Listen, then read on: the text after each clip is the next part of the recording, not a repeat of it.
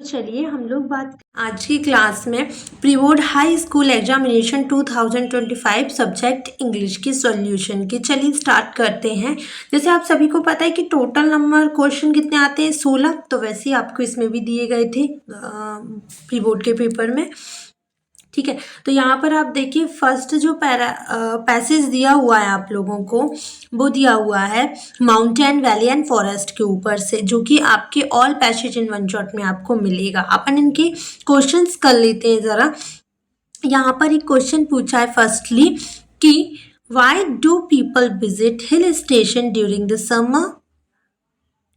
क्यों जो लोग हैं वो हिल स्टेशन जाते हैं ड्यूरिंग द समर्स में। So hill station are popular tourist destination specially during the summer when people want to escape the heart of the plains. देखिए यहाँ पर आपको आंसर भी मिल चुका होगा कि ऑप्शन नंबर बी इसका करेक्ट आंसर होगा। इसमें मैं इसका सॉल्यूशन दे रही हूँ। जहाँ पेपर नहीं हुए हैं, जहाँ पर हो गए हैं, वो मुझसे वैसे भी मुझे ज़्यादा फ़र्क नहीं पड़ता है उस चीज़ से। लेकिन आप सभी ने बोला था कि मैम 10वीं के प्री बोर्ड का सॉल्यूशन पेपर दे दीजिएगा, तो मैं आप सभी के लिए लेकर आ चुकी हूँ। That's it, that's all.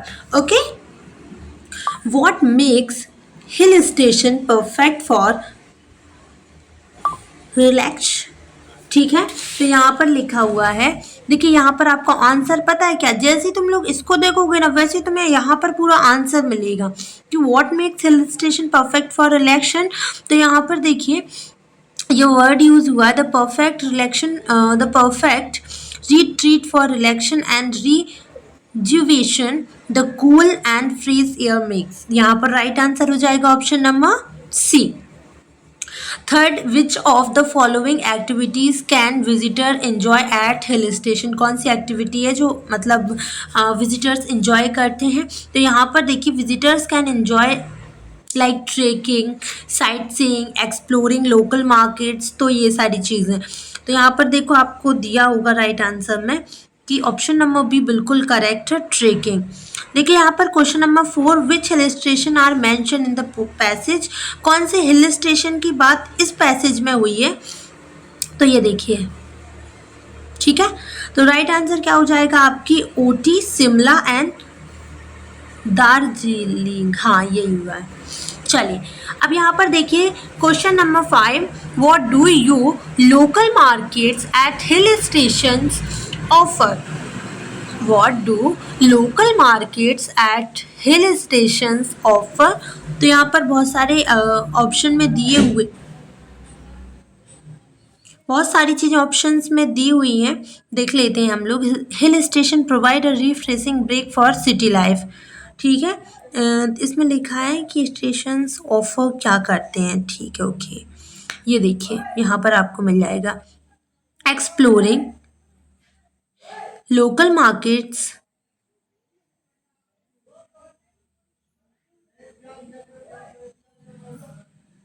क्या लिखा है यार, इसका राइट आंसर क्या होगा।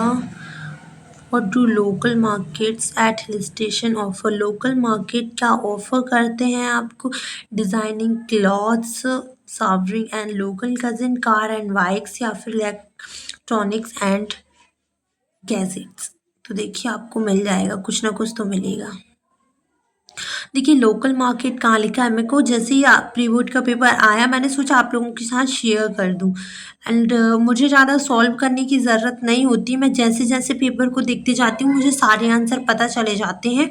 मैं ऐसा कुछ भी नहीं करती हूँ लाइक कि exploring local market where they can why. ये देखिए राइट आंसर ये लिखा हुआ है, तो यहाँ पर राइट आंसर आपका ये होगा, ऑप्शन नंबर बी करेक्ट होगा। ठीक है, चलिए ठीक है। अब देखिए यहाँ पर डिसिप्लिन जो हमने बताया था वो प्री बोर्ड के पेपर में आया है कि डिसिप्लिन क्या करता है बच्चे के लिए। डिसिप्लिन वाला जो आपका पैसेज है वो आपके बोर्ड एग्जाम्स में भी आने के बहुत ज़्यादा चांसेस है, तो प्लीज़ इसे ध्यान से कर लेना। ठीक है, what does discipline do for a child. वैसे मैं आपको बता दूं कि जब प्री बोर्ड का पेपर इतना सिंपल आया है, वैसे पैसेज से ही समझ में आ रहा है, तो थोड़ा सा रेडी हो जाना बोर्ड के पेपर के लिए, क्योंकि ऐसा होता है अक्सर हमने ये कॉम्बिनेशन देखा है गाइस।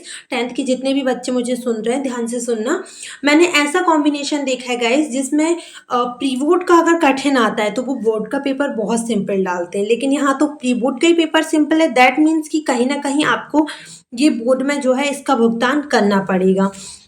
तो इस बार थोड़ी अपन को कठिन तैयारी करनी है। What does discipline do for a child? तो ऑप्शन नंबर ए करेक्ट है इसका, it forms character, make him a fit citizen. ठीक है। क्वेश्चन नंबर 2 देखिएगा, what evils does a child pick up when he is allowed to do what he likes? तो वो क्या होते हैं, जल्दी ही कॉल्ड हो जाते हैं एंड फॉल इल। ठीक है। थर्ड है आपका, according to the text above what is the good habit? Running in the sun, playing all the time, avoiding things that are injuries, exposing him to cold. तो right answer is कि good habit क्या है कि हम वो चीज़ों को avoid करें जो हमारे लिए खतरनाक है। क्वेश्चन नंबर 5 है कि विच of the following is the appropriate title for the above text? Title बताना है पैसेज का, तो कहाँ लिखा है डिसिप्लिन, ये लिखा है, राइट आंसर यही है। What does the word spoiled mean in the above passage? तो इसका मतलब होता है guys destroy. Option number C correct है। ठीक है। Vegetable oil has been known for antiquity, no households can get on without it. तो भाई नोट मेकिंग आपको करनी पड़ेगी। सेक्शन बी में आपको दिया हुआ है स्कूल लिविंग सर्टिफिकेट। मैं कह रही हूँ बहुत सिंपल आया है बेटा, कुछ तो लोचा करेंगे ये बोर्ड पेपर में, थोड़े ध्यान से देखिए। मैंने कहा था ना कि value of games and sports करके रखना और इम्पोर्टेंस ऑफ ट्री करके रखना। या तो ये पैराग्राफ में आ जाएगा या तो आपके आपके लेटर में आ जाएगा। यहाँ पर आगे देखिएगा ज़रा कि ये आपको पिक्चर गाइडिंग में दिया हुआ है। रेलवे स्टेशन के पास में चीज़ें जो आपको बताई गई हैं तो वो सारे सीन आपको बताने हैं। ठीक है। चलिए, Holland is blank European country. European या आ रहा है तो यहाँ पर ए करेक्ट है। He is very lazy, he does blank anything everything, he does, he is very lazy, वो बहुत ही लेजी है। तो ही डज नथिंग, वो कुछ नहीं करता है। The train blank on the platform arriving arrived arrive. तो राइट आंसर है आपका ऑप्शन नंबर बी, सेकेंड वाला। ही डिड ब्लैंक, मैंने बोला था ना अगर वो डेड है, मर गया है किसी कारणवश और किसी बीमारी के कारणवश तो ऑफ ही आना है। ठीक है। अब यहाँ पर देखिए जरा, Ritu has blank friends, much, many, any. तो which one is correct guys? Ritu has blank friends, much, many, any. तो उसके बहुत सारे फ्रेंड्स हैं, तो यहाँ पर आपको लिखना पड़ेगा many. Ritu has many friends. We willing to serve our nation should out में। तो राइट आंसर है, मैंने कहा था कि ब्लैंक के जस्ट बाद अगर टू आता है तो राइट आंसर होगा आपका आउट। ठीक है। यहाँ पर आगे देखते हैं हम लोग, do as directed, if he does not take a taxi he will not reach the station on time, rewrite using unless. अगर आप लोग मुझे ध्यान से सुनेंगे, मैं आंसर बोल रही हूँ, आप ध्यान से बस सुनना। ठीक है, मेरी बात को ध्यान से सुनना। unless he takes a taxi unless he takes a taxi he will not reach the station on the time। ठीक है, समझ में आया? unless he takes a taxi he will not reach the station on time। समझ में आया होगा। Mamata goes to school every day, interrogative बनाना है। ध्यान से सुनना, जितने ध्यान से सुनोगे डू एज डायरेक्टेड फटाफट लिख लेना। Okay. So, does Mamta go to school every day? Does Mamta go to school every day? And question mark. Harish is so tired that he cannot walk anymore. Rewrite using to। ध्यान से सुनना बस। Harish is too tired, या to that की जगह पे फिर छोटा वाला टू वॉक एनीमोर। फिर से सुनना, Harish is too double O वाला, टायर्ड टू छोटा वाला टू, वॉक एनीमोर। ठीक है। चलिए, Sania played tennis, change into negative. So Sania did not play tennis, Sania did not play tennis. बोला था ना कि दो क्वेश्चंस आएंगे, देखो आ गए। He was painting a portrait, change the passive voice, change into passive voice. So he was painting a portrait, यहाँ पर आपको लिखना है अ पोर्ट्रेट हाँ, portrait was being सुनाई दिया. A portrait was being painted by him. The boy is my nephew. The boy is wearing a blue shirt. ये चिल्ला चिल्ला के बोला था कि कर लेना. The boy who is wearing a blue shirt is my nephew. The boy who is wearing a blue shirt is my nephew. To answer these question is easy. Rewrite this sentence beginning with it. आपको it का use करके पूरा sentence लिखना है. So it is easy to answer this question. यहाँ पर is single लिखा हुआ है, यहीं से आपको इसके पहले इट लगाना है और पूरा सेंटेंस लिख देना है. ओके, समझ में आ गया होगा. चलिए देखिए ज़रा, अब हम देखते हैं थोड़ा सा इसके आगे. ये तो इसका हो गया है. चलिए सेक्शन दिया जाते हैं. The baker are known in Goa as a पैडर. राइट आंसर है आपका बी वाला. According to Nelson Mandela what comes naturally to human heart? Hatred, love, unity, discrimination. तो राइट आंसर है लव. क्या आता है? Option number B. आपको मैं बता दूं, मैंने एक बार भी प्री बोर्ड का पेपर पहले से नहीं देखा था, आया और मैं आपके सामने सॉल्व कर रही हूँ, रटा चुका है अभी तो मुझे. What food did the seagull's mother get for it? तो उसके लिए वो लेकर आई थी fish. And and Frank called her diary Kitty. वो अपनी डायरी को किटी बोलती थी. The moon was coming up the east. मैंने बोला था ये आ सकता है इस बार. Where was the narrator flying to. कहाँ से उड़ा था?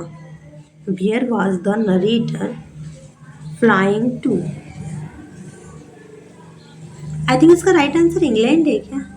एक बार रीचेक कर लेना है, इसको थोड़ा याद नहीं आ रहा. What kind of aeroplane was the narrator flying? So an old Dakota. How was the weather during the flight? So cloudy और rainy, clear and starry, stormy and foggy. Which one is correct? तो option number B correct होगा. He stuck in his vivid strips the few steps on his cage. The tiger in the zoo वाली में से लिया है, I think लग रहा. From which poem have the above line been taken? The right answer is tiger in the zoo. How does the poet describe the tiger's movement in the cage? Loudly, noisily, softly, quietly, या फिर fast and energetic, playful and cheerful. किस तरीके से उन्होंने describe किया है movement को? तो इसका राइट आंसर आप कह सकते हैं सॉफ्टली एंड क्वाइटली. चलिए आगे का देख लेते हैं. Last one is